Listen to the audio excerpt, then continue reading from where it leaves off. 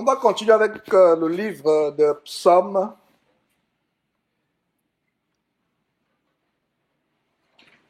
Psaume 120. On va voir là où on va s'arrêter. Et les livres de Psaumes, c'est des grands supports pour la méditation, pour la prière. On voit les psalmistes, principalement le roi David, comment il était arrivé à un niveau d'amour pour Dieu, de confiance en Dieu, d'intimité avec Dieu. Et les psaumes ne sont pas des livres de prière, des recueils de prière, mais c'est des exemples de prière, des exemples d'adoration, de foi, de confiance. Et les livres de psaumes sont tellement grands pour bâtir une intimité avec Dieu, pour bâtir une relation avec Dieu. C'est tellement grand ces livres. Psaumes. Et ce serait aussi une bonne chose de mettre ces psaumes en chanson. Et c'est pas par hasard que vous voyez, comme le psaume 120 commence par Cantique des degrés, Cantique des degrés. Alors je vais lire, ces psaumes, on va les partager ensemble, partager tout simplement la parole. On va savourer ces merveilles qui sont dans le psaume. Nous avons par exemple le psaume 120, c'est par là où nous allons commencer. Ce grand parcours dans les livres de psaumes. Psaume 120, ça commence Cantique des degrés. Dans ma détresse, c'est à l'Éternel que je crie et il m'exauce. Voilà une très bonne déclaration. Dans ma détresse, c'est à l'Éternel que je crie et il m'exauce. Quand nous crions à l'Éternel, il nous exauce. Donc voilà une très bonne révélation. Que chaque fois que nous crions à l'Éternel, il fait quoi? Il nous exauce. C'est une très très bonne nouvelle. Donc, bien-aimés frères, quand nous sommes dans la détresse, nous crions à l'Éternel. C'est à l'Éternel, ce n'est pas un homme que tu cries. Ce n'est pas un homme que tu cries, c'est à l'Éternel que tu cries. Tu peux appeler un frère au secours pour prier pour toi, ou bien pour prier avec toi. Parce que normalement, le frère ou la sœur que nous appelons au secours ne prie pas pour nous véritablement, mais ceux qui font véritablement, ils prient avec nous. Nous prions ensemble, nous croyons ensemble. Donc, dans ma détresse, c'est à l'Éternel que je crie. Et il fait quoi? Il m'exauce. Ayons cette assurance que quand nous prions, nous crions à l'Éternel dans la détresse. Chaque fois qu'il y a un moment de détresse, crions à l'Éternel. Est-ce que les moments de détresse vont arriver dans la vie des chrétiens? Bien sûr. La Bible dit, ceux qui veulent vivre pieusement en Christ seront comment? Persécutés. Persécutés. Donc il y aura des moments de détresse. Mais comme ce verset nous montre, dans la détresse, nous crions, nous crions. Nous crions à l'Éternel. Et l'Éternel fait quoi? Il nous exauce. Suivons au Somme chapitre 121. Cantique des degrés. Je lève mes yeux vers les montagnes, d'où me viendra le secours. J'ai l'impression qu'il y a un cantique que nous chantons qui a ces paroles. Ouais. Le livre de Somme est tellement merveilleux qu'on peut s'inspirer pour faire nos cantiques. Et j'ouvre une parenthèse en disant ceci. Ce serait mieux de chanter avec les paroles de la parole de Dieu. Là, au moins, c'est sûr. Parce qu'il y a des fois, il y a des cantiques que nous chantons, tu te rends compte que la personne qui chante est même homosexuelle. Ou alors, c'est même un sataniste qui chante. Ou alors, c'est quelqu'un qui a baptisé avec des sirènes pour chanter. Donc, je conseillerais aux frères, surtout on parlait de musique tout à l'heure, Vanessa, la musique est dangereuse, très dangereuse, parce que dans le mot musique, nous avons muse. J'ai parlé en anglais, mais en français, c'est la muse. Et la muse, c'est quoi? C'est une déesse. La musique est dangereuse. J'ouvre une parenthèse. Le meilleur cantique que nous pouvons adresser à Dieu, que nous pouvons chanter, nous chrétiens, c'est chantons la parole de Dieu. Prenons un texte comme celui que nous sommes en train de lire, essayons de le mettre en musique. Improviser quelque chose. Par exemple, vous lisez, je lève mes yeux vers les montagnes, d'où me viendra le secours. Vous pouvez mettre en chanson en disant, je lève les yeux vers les montagnes, d'où me viendra le secours. Et vous enregistrez. Et en enregistrant, vous voilà, vous avez une chanson. Et vous commencez à chanter. Et voilà, vous avez une chanson pour chanter. Et je connais une soeur en France qui le fait si bien. Elle a des centaines de, pour ne pas exagérer, des dizaines, je pense même des centaines maintenant. Des centaines, voilà. Une sœur me confirme que c'est des centaines de chansons qu'elle a avec la Bible. À force de composer ces chansons avec la Bible, j'ai l'impression qu'elle a déjà lu toute la Bible. Et elle mémorise cela, donc ça veut dire que voilà la Bible qu'elle a mémorisée. Savourons la parole de Dieu. Savourons la parole de Dieu. Je pense que les meilleurs cantiques, il y a certains cantiques qu'on peut aussi chanter quand nous nous assemblons, tels que les chants de victoire ou sur les ailes de la foi, par exemple. Mais ce qui est plus sûr, vous-même, vous pouvez chanter. Et nous voyons ce grand verset en Colossiens chapitre 3, verset 16. Que la parole de Dieu habite abondamment parmi vous. Je lis ce verset rapidement. Notez-le tout simplement. Colossiens chapitre 3 dit quoi? Que la parole de Dieu, verset 16, que la parole de Dieu habite parmi vous abondamment. Instruisez-vous et exhortez-vous les uns les autres en toute sagesse. Par quoi? Par des psaumes, justement, nous sommes en train de lire psaumes. Par des psaumes, par des hymnes et par des cantiques spirituels, chantant à Dieu dans vos cœurs sous l'inspiration de la grâce. Voilà. Que la parole de Dieu.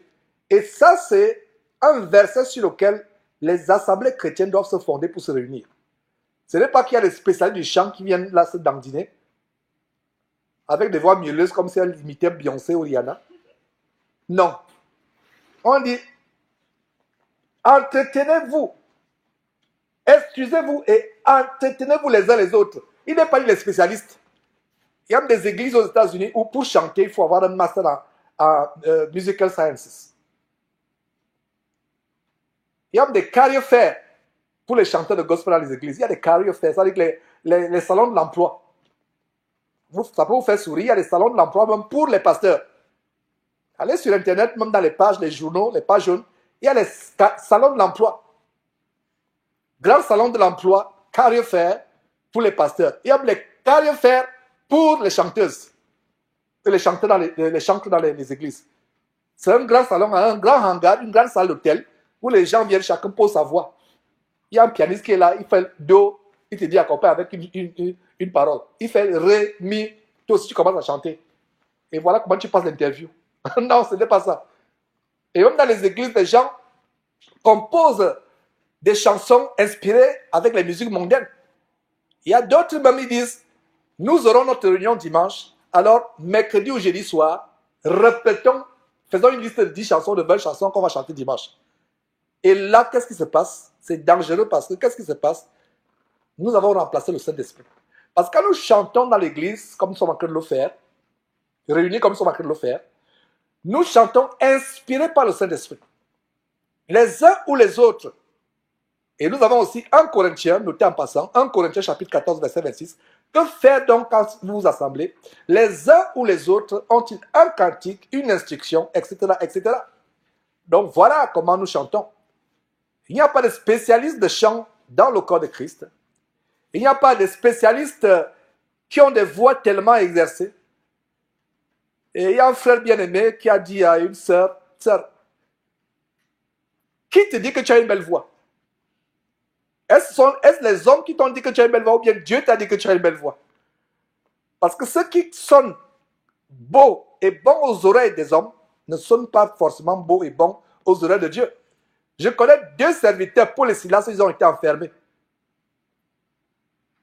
Ils ont été mis en prison. Ils ont élevé la voix à Dieu. Ils ont chanté des cantiques toute la nuit. Leur voix rocailleuse a fait ébranler la prison. Parce que ce n'est pas les consonances, les accords musicaux. J'imagine Paul et Silas en train de dégamer, chantant avec la passion. Toute la prison les entendait chanter. Mais leur louange est montée à Dieu. Et ça a été assez puissant pour ébranler, faire trembler les fondations de la prison, et briser les chaînes pour les libérer. Voilà le pouvoir de la louange. Il ne s'agit pas de chanter comme Mozart, de chanter comme, je ne sais pas, Michael Jackson. Voilà aussi un autre détail. Nous sommes tellement éloignés du standard de l'Église aujourd'hui. C'est bien de rappeler ces choses, même nous qui sommes assemblés ici, de rappeler ces choses encore et encore et encore. L'apôtre Paul disait, je ne me lasse point de vous redire les mêmes choses, car pour vous cela est comment? Salutaire. À force de rappeler ces choses, ça nous maintient loin de la séduction. Donc, la meilleure façon de chanter, comme nous voyons ici, dans Colossiens chapitre 16, plutôt chapitre 3, verset 16, que la parole de Christ habite parmi vous abondamment. Instruisez-vous les uns les autres.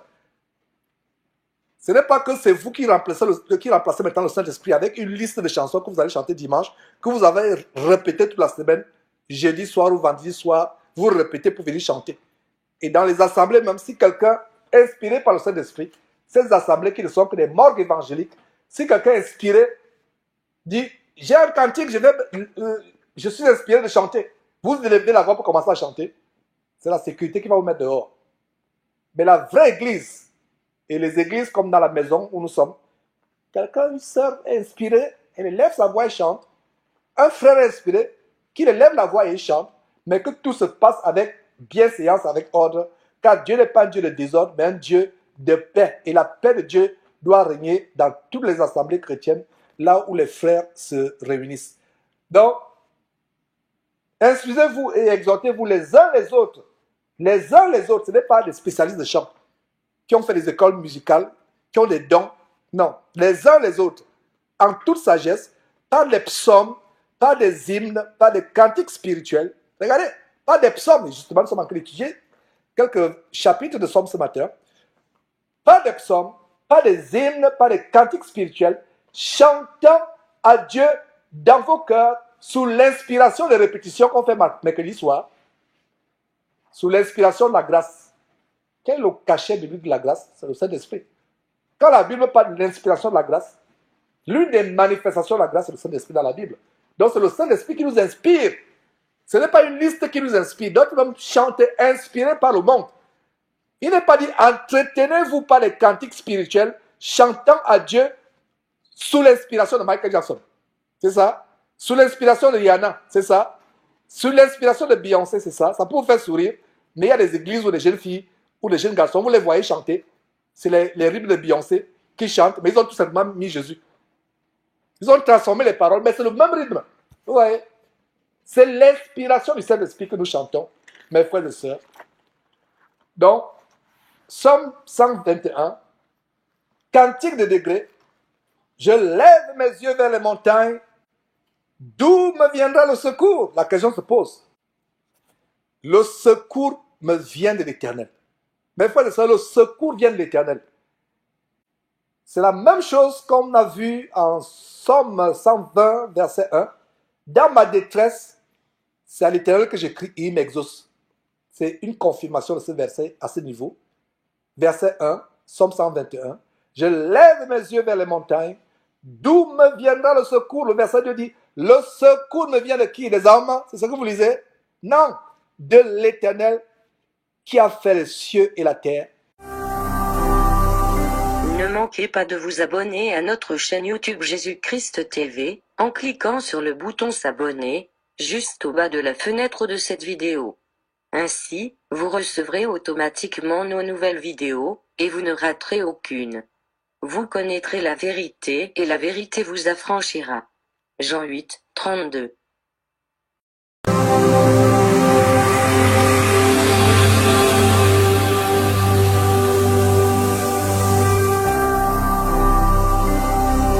Jésus-Christ TV, vous connaîtrez la vérité et la vérité vous affranchira.